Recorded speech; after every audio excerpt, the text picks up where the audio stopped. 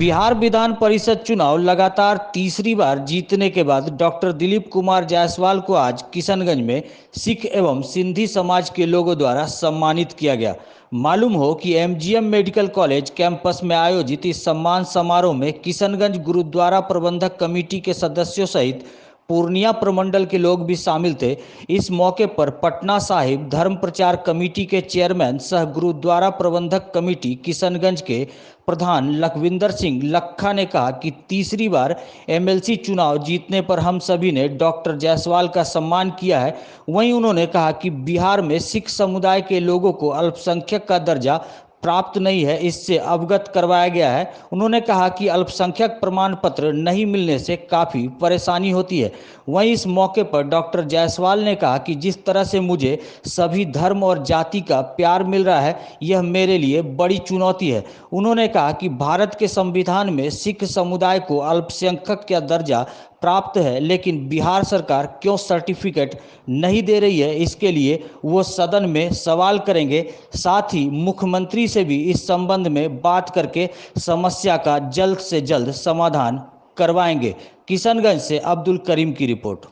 देखिए, आज का जो प्रोग्राम था, ये सीमांचल के जितने भी गुरुद्वारे हैं, हमारा सिख समाज है, आज हमारा सिख समाज और सिंधी समाज जो है वो आया था। उनको लगातार जो उनकी सेवा, जो मेडिकल कॉलेज के माध्यम से वो इंसानियत की सेवा कर रहे हैं, उसके लिए, और लगातार जो है वो तीसरी बार एमएलसी बने हैं, और इसके लिए जो है उनको सीमांचल का जो सिख समाज है, गुरुद्वारा प्रबंधक कमेटियाँ, ऐतिहासिक गुरुद्वारा प्रबंधक कमेटियाँ सभी आए थे उनका सम्मान करने के लिए, जो हम लोगों ने किया।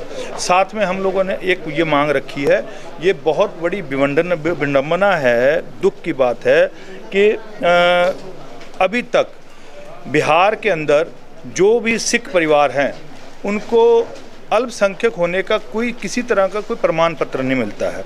जब हम लोग सीओ के यहाँ अल्पसंख्यक जाति प्रमाण पत्र की मांग करते हैं तो वो बताते हैं कि हमारे इसमें वो सिख बोल करके है ही नहीं, कॉलम ही नहीं है। तो हम लोग इसके लिए लगातार 3 साल से लड़ रहे हैं। हम लोगों ने इसके लिए दिल्ली, अब पटना अल्पसंख्यक आयोग, अल्पसंख्यक मंत्रालय और नीतीश कुमार जी हमारे माननीय मुख्यमंत्री बिहार, उनको भी हम लोग मिल चुके हैं, उनको पत्र दिया, उन्होंने भी आश्वासन दिया। अभी मैं कल दिल्ली में हमारे जो भारत सरकार के अल्पसंख्यक आयोग के चेयरमैन है इकबाल सिंह लालपुरिया जी, उनसे भी मिल के आया, उनको भी मैंने ये आवेदन दिया और उनसे दरख्वास्त की है।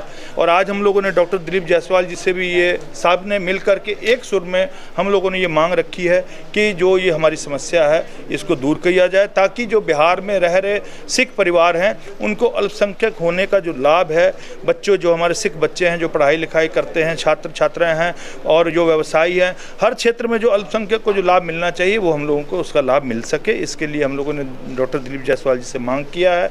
उन्होंने आश्वासन दिया है और भरोसा दिया है कि जल्द से जल्द वो इस चीज़ को जो है, इस मसले को सुलझाएंगे।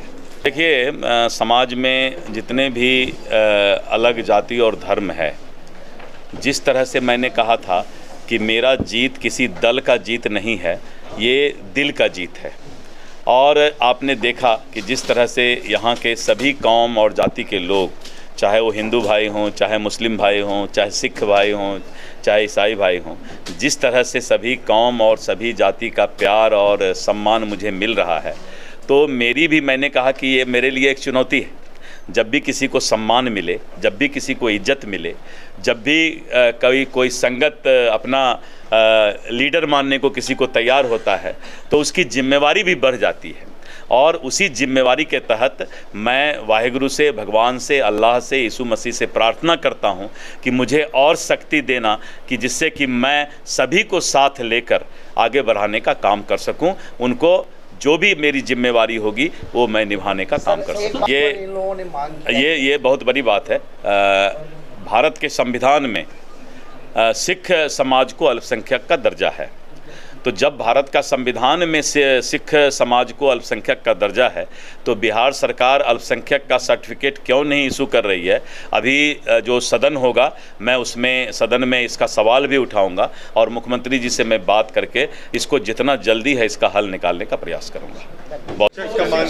नहीं, देखिए, सभी समाज और धर्म के लोगों को जो उनकी अपनी भाषा है, वो उस भाषा से प्यार होता है और सभी चाहते हैं कि उस भाषा को उसका जो आने वाला जनरेशन है वहाँ तक भी वो भाषा चले। तो निश्चित रूप से जहाँ सिख समाज के बच्चे हैं उनको पंजाबी भाषा में पढ़ाने का और उनके उस भाषा के धरोहर को जीवित रखने का काम सरकार को करना चाहिए और मैं इसके लिए प्रयास करूँगा।